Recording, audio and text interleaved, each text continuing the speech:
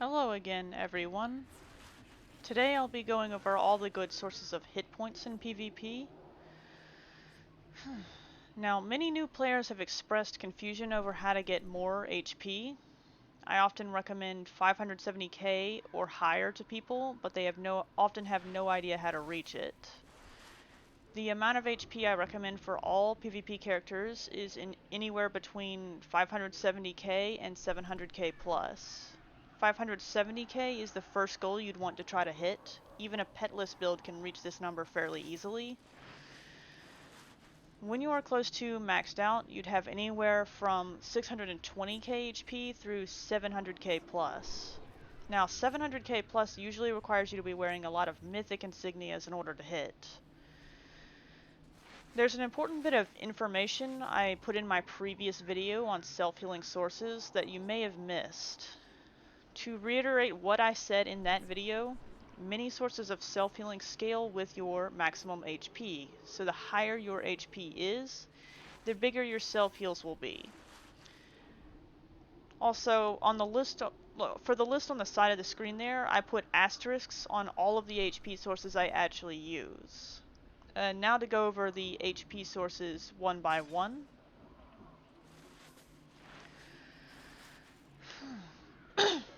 First up, we have item level. This is one of the largest sources of hit points. Almost all items on your character sheet grant item level. If you want to know if something grants item level, hover your cursor over the tooltip for various items. In the upper left corner, the amount of item level the item grants will be listed. You can see other things like enchantments granted, guild boons granted. There's a lot of stuff that grants item level. Artifacts granted, etc. Now, notably, one of the largest sources of worthwhile item level are mythic insignias. So, like these things here. Like 500k each, and there's 15 of them. That adds up to quite a bit of HP. Next we have the Constitution ability score. This is a decent source of hit points, and I recommend most characters put the maximum number of points into Constitution for PvP. Next up we have Storyteller's Journal Artifacts. Now, Storyteller's Journal Artifacts grant a significant amount of hit points when you have 2 or more of them equipped. I recommend running 3 times Journal Artifacts if you have them. The 4th is not normally worth it. Next up we have boons. Now, as you can see,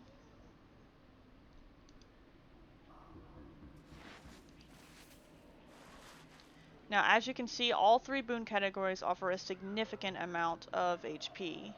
Now, I didn't take the PvP HP boon, but it is there if you need it. This HP guild boon is what I recommend anybody who does not run a pet to run.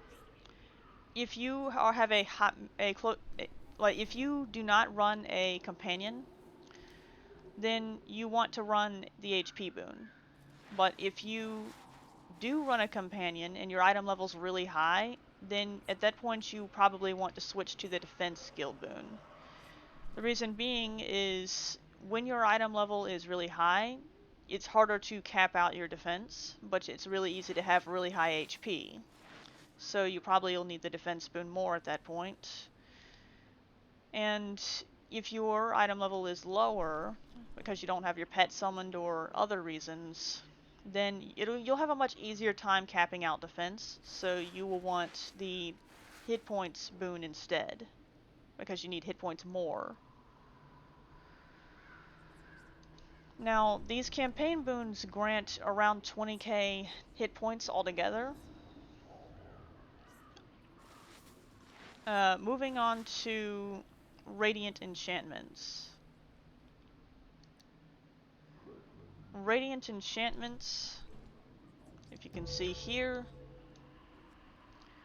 When put in your defensive slots, they grant a little bit more HP. It's not very much, but it's something. Now, Fortitude Insignias, these things, also grant around 3k, like these grant 3k HP each at mythic quality. Now, the lower ranks also grant HP, it's just not quite as much. For races, the Dragonborn race is probably the best for HP, specifically the Metallic Dragonborn. This grants a small increase to your HP. Now, moving on to Guild Food. Guild Food grants a tiny amount of HP as well. It's only 1.4k.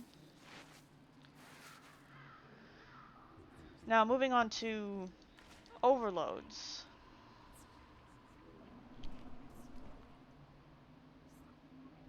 There is an overload called Bulwark of Brimstone that grants a lot of HP. Now, these only come from certain events such as Hell Pit, Harvester of Nightmares, and Siege of Neverwinter. And you can only acquire 7 of these per event. So, this is not something that you want to waste, but for some situations, you will want to make sure you have these on hand if you have had time to play these events.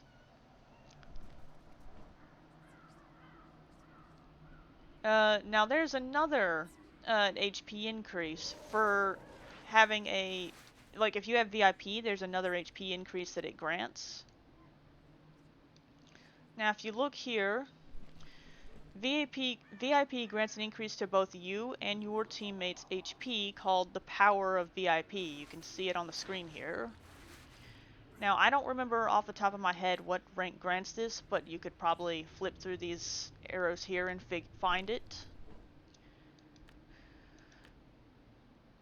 Now, your offhand weapon stat bonus section, your offhand weapon stat bonus,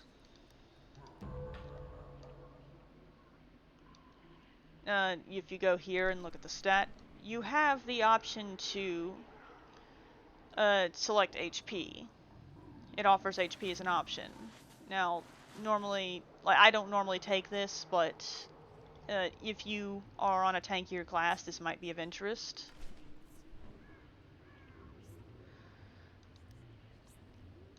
Now, there are also armor kits that grant hit points. These grant 3.5k hit points each, and they're relatively cheap.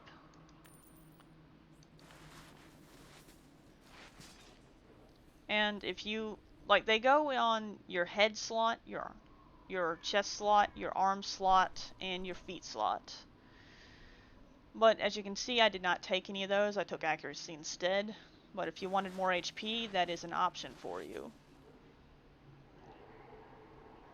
There is a passive mount power called Stalwart that grants HP as well. If I go here, it's right here. Now, Triceratops grants this, and so does Black Owlbear, if I remember right. And this is maxed out. It doesn't grant you that much HP, but it does grant you some. The food buffs Mochi and Caprice both grant a significant increase to your HP as well. Now, Mochi is hard to get a lot of, though, since it is bound and it only comes from the New Year's event. Caprice might not be worth it. Like, Caprice you can find on the auction house. Now, this also grants that same amount of HP, but it might not be worth it since it also grants, 5% deflect. And you don't want to stack any deflect in PvP since it makes you take extra damage. Now, I would also check your class to see if anything on it grants HP. Fighter, for example, has a shield mechanic, and I think tank specs on multiple classes also grant an increase to your maximum hit points. I think you can actually view that on the hit points bar. Like, yep, it says tank roll grants 50%, it grants Tank roll grants 20% extra base maximum hit points. Healer roll grants 10%.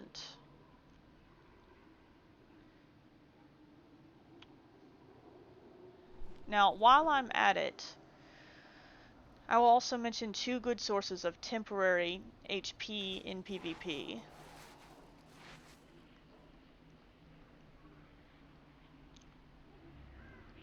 This artifact here, Gon's Anvil of Creation, is a really good primary slot artifact, and this essentially gives you a temporary HP shield that refreshes every few seconds. Now, there's also a mount combat power from Swift Golden Lion called Aerial Ornament, and this is a really strong source of temporary HP for both you and your nearby teammates.